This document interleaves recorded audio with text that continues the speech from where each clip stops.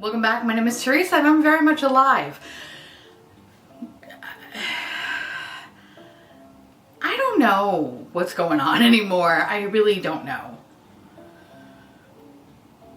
Remember when I said, oh my God, 2021 is gonna be so great. That didn't age well, did it? I think it's starting to get better, but wow. Wow. Wow. All right, I have an awful, garbage, filthy mouth where sometimes, just sometimes, I tend to use the word fuck as a comma. I know, it's disgusting, but technically this is probably the sanest thing you'll see on the internet this week. Prove me wrong. If you're not into that or weird stuff in general, this is definitely not the place for you. Feel free to X out the video here. No harm, no foul. But I will remember our time fondly. In today's video, we're gonna be talking about a new indie brand that I mentioned in my last makeup bingo video. Game Beauty. Ooh. I believe this brand started late last year, and this is their first and only product on their website. And this is the Adventure Palette. Ooh.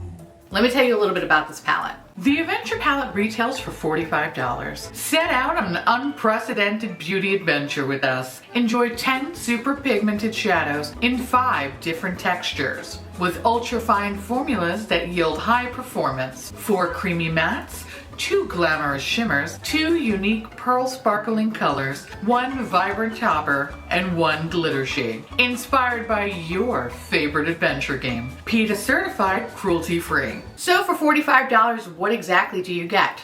Good question. The packaging for this palette is amazing.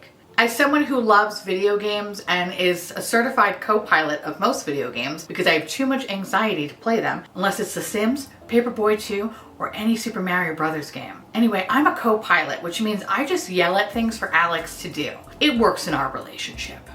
Anyway, this palette is very similar to Kaleidos palette, so if you are familiar with that brand, the palette has a very similar design concept, except for this palette feels a little bit lighter than, say, Kaleidos. I think Kaleidos has just like a little bit more of a heavier packaging. Still very beautiful, but this is definitely on the lighter side. When you open her up, you get a nice size mirror, you get this beautiful color story, and I love how the packaging is not exactly the same as the outside, but I really love the outside of the packaging. It kind of gives me this appearance that you're outside of these ruins, you're about to embark on your adventure, and then when you open it up, the artwork on the inside is kind of like you going into the ruins. I really like that. I think that's really creative. And again, very similar to Kaleidos, where it just has beautiful packaging on the inside and outside. So I really love that. In this palette, like I mentioned in the description, you get a good variety of different finishes. And being that it is $45, let's break it down by shade. So the first shade in this palette is Treasure. And I believe this shade is considered the glamorous shimmer. Now there are 2 shimmers and 1 vibrant topper in this palette. For review purposes, I wish the website would have labeled which one is which, because when playing with all of them, they all kind of feel the same to me. Like I didn't really notice any difference, like that one should be a topper versus one should be a shimmer.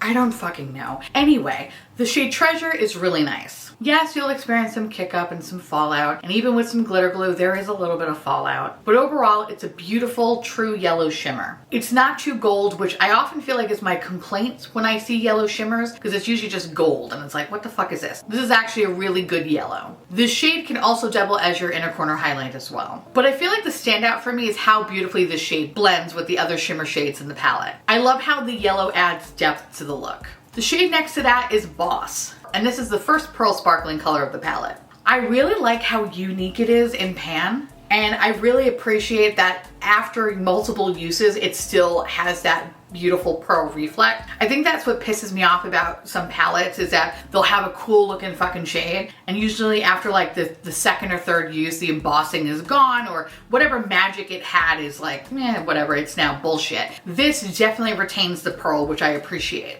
This is an interesting shade. And if I'm comparing it to the other shimmer shades in this palette, I would definitely say that this is not the most pigmented out of the bunch. I used glitter glue, but still I had to do a couple of layers to have a nice opacity. The good thing though that I want to note is that while it may be a little bit softer, when you do continually add layers to your desired opacity, it doesn't create any sort of weird texture on the eyelid. You know how sometimes it can give you that like wrinkly ball sack look? It doesn't do that. So that's great. I think if you're a fan of like softer shimmers, then this could potentially be like a really nice option for you. For me, I'm a slut for liquid metal.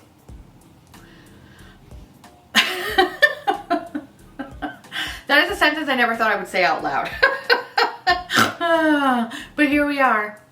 The next shade in this palette is Stealth. And hands down, this is it, boys. This is our money shot right here. Game Beauty, if you are listening to this review, make more of that. Just make more of that shade. That shade, fucking perfect. I want more. I want it now. I want it in every fucking palette you ever make to the end of time. That is such a cool fucking shade. This is a beautiful duochrome, and I love that it has a beautiful green to purple shift. Well, yes, there are some kick up and fallout. With some glitter glue, this has beautiful opacity on the lid. Most of the time, I would actually use the shade Stealth and Boss together, where I would put Boss on the outer corner just to give it a little bit more of a purple punch. And to kind of like create like a fun little like multi-chrome effect, I would actually use the first 3 shades because it's just so fucking pretty. I don't know why. Yellow, green, purple is just so stunning. I love it. Anyway, Stealth was hands down my favorite shade in this whole palette, and I'm obsessed. So I don't have anything bad to say about it except I need more, please.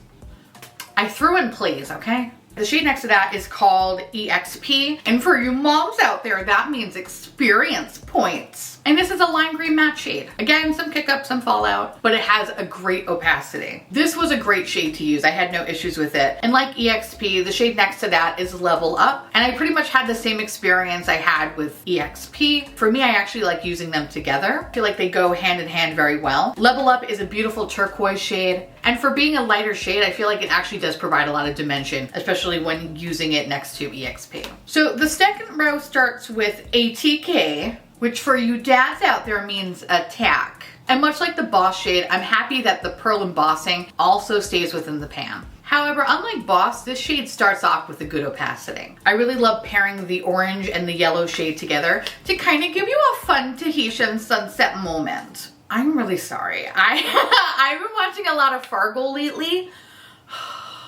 The TV show, not the movie. So I kind of want to do all my reviews like this because you see here, I really love the orange opacity here. It kind of reminds me of Cousin June's Jell-O salad that we serve at the church picnic every year. I don't know who I am anymore. Help. Help me. 2021 was supposed to be different. Okay, anyway, moving on. Okay. The shade next to that is called Dungeon. And this technically, I guess, is the darkest shade in the whole palette. And it's a matte shade and it's lovely. This is a warm tone brown matte shade. And I feel like it pairs very well with the overall color story of the palette. And yeah, I actually really liked that while it does have a really good opacity, when you go in with the light hand, you can actually use it as like a lighter transition color, which I found pretty lovely. The shade next to that is Heal, which is a pressed glitter. We don't talk about pressed glitters on this channel. Down with pressed glitters. I did swatch it, but I didn't put it on my fucking face. So we're gonna move on. The shade next to that is Maze, which I love this shade. And it's, again, what I currently have on my eyes today. It's a beautiful emerald green shade. The one thing I wanna note that I failed to mention actually so far is that the swatches of this palette are not great. They're okay. They're not like shit your pants amazing. They're just like, okay? That is pretty much the extent of it. But I'm happy to say that when applied to the eye, they have a beautiful opacity. And that is the first thing I thought of when I swatched Maze. I was like, oh, that's disappointing. But then when I put it on my eye and I used some glitter glue, I was like, what the fuck is this sorcery? I love it. I'm obsessed. Anyway, I really love this shade, and it was actually probably like my second favorite next to Stealth. So fucking good. Just so good. And of course, the last shade we have in this palette is Ruins, which is this beautiful soft baby blue. Again, light kick up, some fallout, overall wonderful opacity, and it was just a great matte shade to work with. I love how overall it was easy to use and blends beautifully. Overall, I really like this palette. As I mentioned previously, when I swatched it, I really wasn't impressed. But it truly goes to show that you can never judge a book by its cover. Granted, while they have a really nice opacity upon initial application, when you start to blend the colors, they're the kind of eyeshadow that you have to go back in a couple of times just to build up a richer opacity. Thankfully, they do not blend away into nothing like some other eyeshadow brands. But these colors are definitely softer. Think like watercolors. Like, you know how beautiful and soft a watercolor painting can be? Think of it like that. For me, I prefer a little bit of a bam, fuck me up. But there's something to say about softer colors. And I feel like the palette can be kind of romantic in that way. It's a beautiful soft quality about it that doesn't make you look like fucking Mimi Bobek. It's like, yes, you have a lot of colors, but you look like a beautiful peacock. You know what I mean? Think of it like that.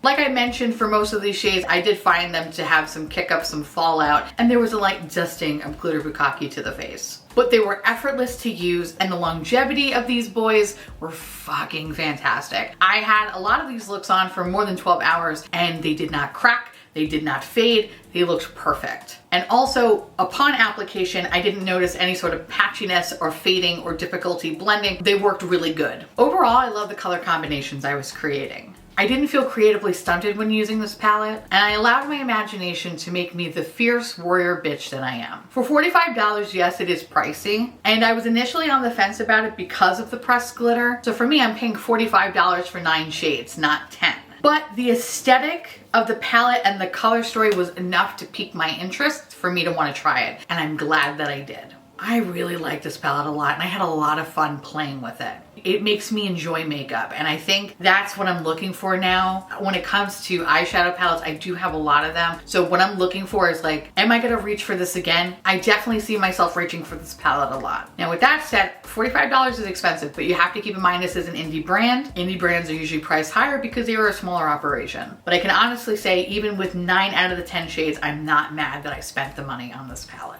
I do want to note that the brand did reach out to me shortly after I purchased this and asked if they could send it to me in PR, which I was super fucking excited about. And I said to them, thank you, but I already purchased it. And they wanted to mention, because they happened to see, I guess, my makeup bingo video, which, sorry. They wanted to clarify something to me, that this palette is the only palette that will have a pressed glitter in it. All future releases will not have pressed glitter based off the feedback they received from this palette. Honestly, I'm really, really excited about that because it makes me really amped up for future releases. Now with that said, the criticism that I have for this palette is pretty much 2 things. Well, 3. Well, we'll just say 2 because pressed glitter, that's already been addressed. But for me, I kind of wish there was another darker shade in this palette. While I do appreciate Dungeon, I think it's really beautiful, I kind of really wish there was, I don't know, like maybe more of a darker purple or darker green, or potentially a darker blue color. Like I could have used another darker option. And the other thing is, while I do appreciate the pearl finishes, I think they're beautiful. I don't know, I wouldn't necessarily say that they added anything special to the palette. They acted very similar to a shimmer shade, except a little bit softer. Formula-wise, my preference is with the other shimmers in the palette and the duochrome, not necessarily the pearl shades. Granted, I didn't have any performance issues with them, but you know, when I compare them to the other shimmer shades that have a stronger opacity,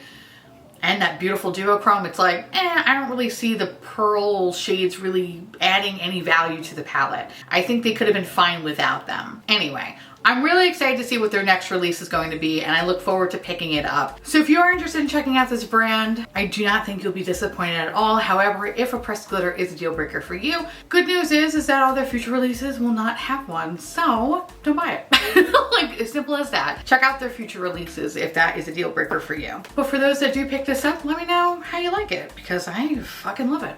Let me know down below if you're interested in me checking out more indie brands. And yeah, I guess that's pretty much about it. With that said, I want to say thank you so much for watching. I truly appreciate it as always. Feel free to like, comment, hit that subscribe button, it's free, and hit that bell icon for notification of all my future posts. Follow me on Twitter, Instagram, Patreon, to all my beautiful, wonderful patron bubbies. Thank you so much for keeping this disgusting, filthy, trashy, disgustingly fun garbage boat afloat. I couldn't do it without you, and I love your adorable little faces. I just want to pinch them to the end of time. It's not creepy at all. If you want to know what is currently on my face, along with where to get my merch, my podcast, and bloopity blop blop blop, also this palette, everything will be listed in the description box below. And I'll see you little pumpkins later. Bye.